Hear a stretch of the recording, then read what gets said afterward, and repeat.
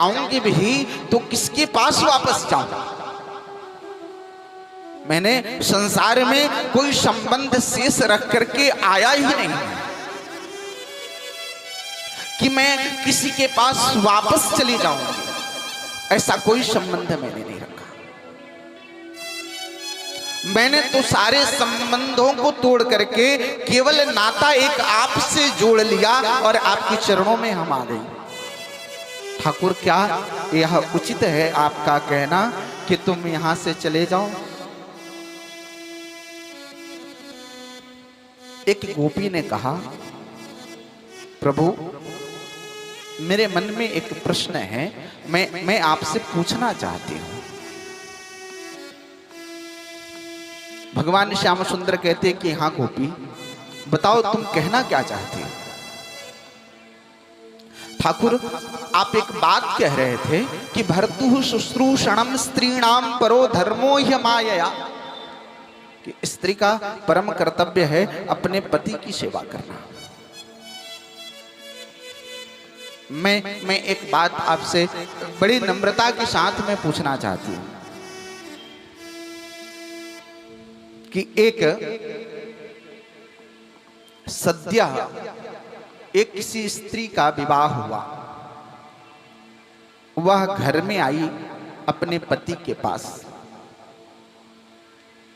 वह स्त्री इतनी सीधी है कि उसको यह भी नहीं पता कि 10 दिन किसको कहते हैं।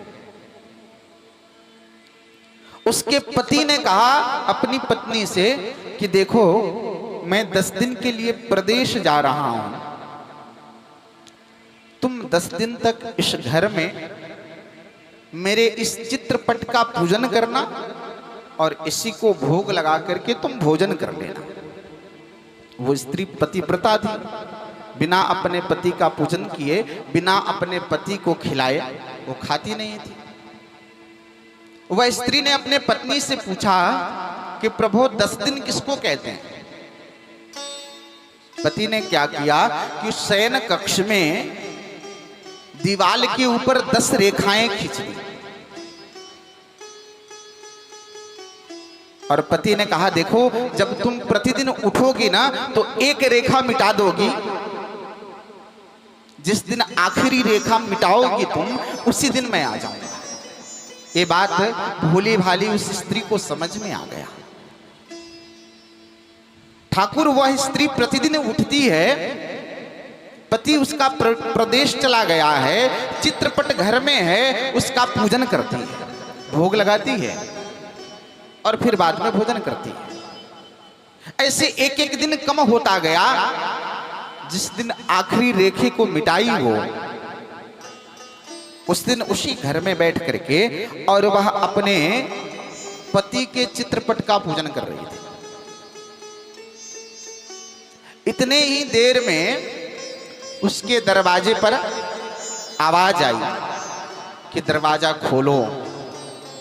उसका पति जो प्रदेश गया था वो आकर के दरवाजे पे खड़ा और इधर ये स्त्री चित्रपट की पूजा कर रही है।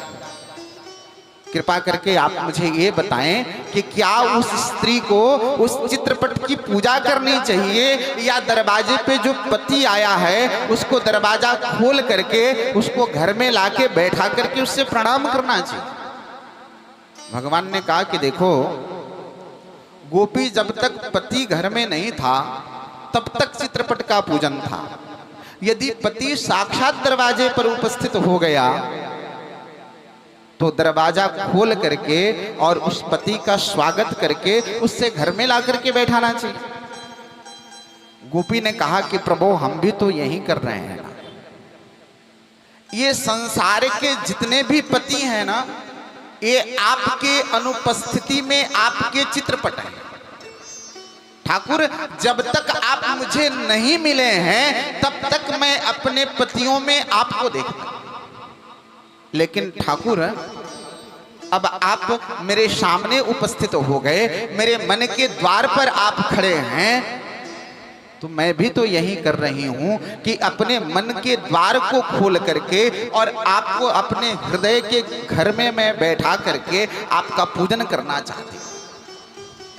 हे ठाकुर, मेरी यही कामना है कि मेरा जीवन आपके चरणों में गुजर जाए।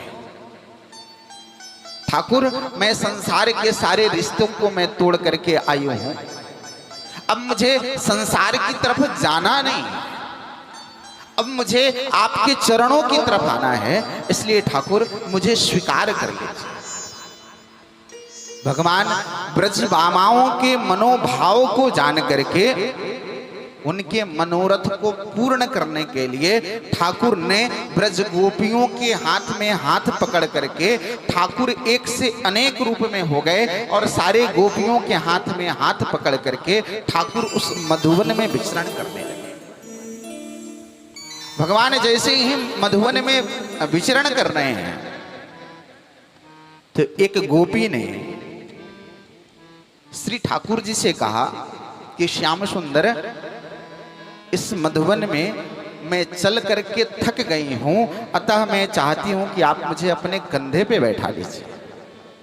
भगवान ने मन ही मन विचार किया कि अच्छा, इस देवी की इच्छा तो उत्तर उत्तर बढ़ रही है। भगवान ने कहा एकदम क्यों नहीं, मैं तो सेवा के लिए तत्पर हूं तुम्हारे। ठाकुर नीचे बैठ गए और वह गोपी अपना पैर उठाई और श्याम सुंदर के जैसे ही कंधे पे बैठना चाहती है, भगवान श्याम सुंदर अंतर्ध्यान हो गए और वह गोपी नीचे गिर गई। बोलिए भागवत भगवान की जय। आचार्य कहते हैं कि वह गोपी कोई और नहीं, वही श्री राधा रानी है। राधा रानी उन समस्त गोपियों के साथ में मिल करके भगवान श्याम सुंदर को ढूंढती हैं, खोजती हैं कि श्याम सुंदर कहाँ हैं।